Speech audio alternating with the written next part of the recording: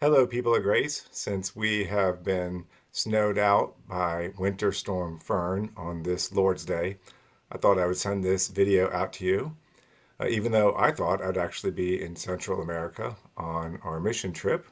That was postponed, and so I'm here with you enjoying this weather, but also coming to you on a Lord's Day when we're in a huge season for our church. I was talking with Steve Henry, whose father's signatures on the charter, and he was talking with me about how our church is coming to perhaps the biggest decision in our history related to ourselves as a local church. So I did want to touch base on this Sunday since we're not meeting together and kind of review briefly where we are. We just have been studying for a few weeks this idea of this thing called church and how we are saved from sin. I'll be talking about that more next time we gather in person and looking at Psalm 51 and how sin kind of gets into our processing and how we need to be freed from that. We could even say enlightened. Don't be afraid of that word. Christ comes into our lives and can really clean up our processing. But we looked at this thing called church for a few weeks to transition ultimately to Paul's letter to the Colossians, which we will begin next time we gather in person together. But Paul's letter to the Colossians is part of what we call his prison epistles. He was under house arrest when he wrote it. And there's multiple prison epistles, but three of them particularly stand out for our purposes today, which is Ephesians, where Paul talks about this thing called church, Colossians, where he talks about Christ as the head of the church, but then Philippians, where you really see Paul's processing and what he had learned in his journey with Christ and just kind of how he looked at life. Philippians is called the letter to joy, and it's really a letter to joy because it gets into our processing or our attitude. And so I want to take just a couple of minutes to really focus on four big things from Paul's letter to the Philippians, from Paul's own journey with Christ, and how that really changed how he processed decisions in this thing called life. And there's four things, one from each chapter of Philippians. The first one is that Paul got to a place where he could celebrate even the opportunity to minister with confidence. He was confident that Christ would finish the work that he started in people, and he said, "It's right for me to feel this kind of joy because I have you in my heart." Paul celebrated ministry. When we get into a negative place about ministry, that's not noble. It's something we all have to work through. But the healthy place to be is this place of confidence in God's work and celebrating ministry.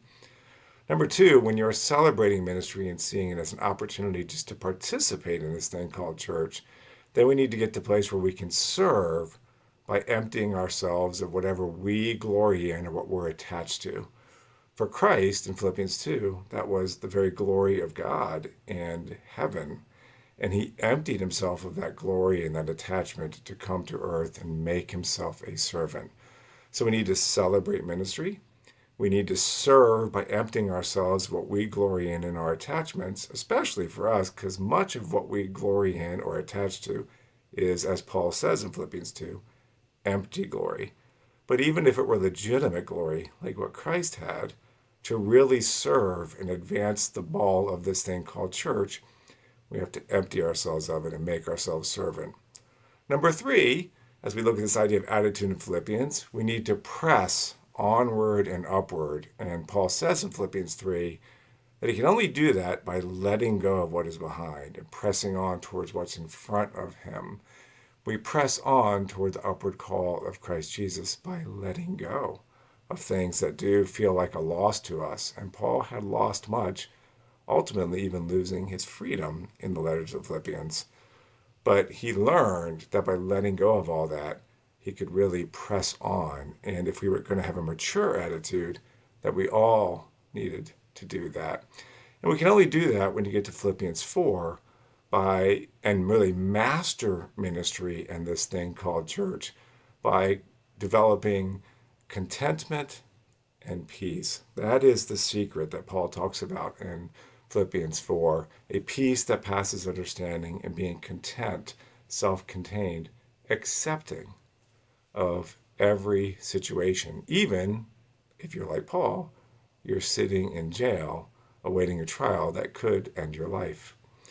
So, what I want us to do as Grace Bible Church as a family is to be all in on this thing called church, but also doing it in a healthy way where we're celebrating the opportunity to minister, where we are serving by emptying ourselves of whatever we're attached to and whatever we glory in, by pressing onward and upward, meaning letting go of the past, and that we are mastering ministry because we are doing things from a place of contentment and peace. As your pastor, the obligation I put on myself and I try to aspire to is to do everything from a place of contentment and acceptance and peace so that I can just do this thing called life with you. And I hold myself accountable to do that. And I'm challenging all of us at Grace to be all in on this thing called church and to process things from a place of contentment and peace and acceptance. When we do, then we truly live in the joy of the Lord. And however the process goes, as Paul said in Philippians 1, whether it would go in what could be seen as a bad way by the Philippians or a good way, whether Paul was put to death or freed, he could live a life worthy of the calling. And that's my hope for us at Grace Bible Church. Thank you for taking this time and enjoy the time to kind of bunker down with family, be warm and be safe, and have a blessed day.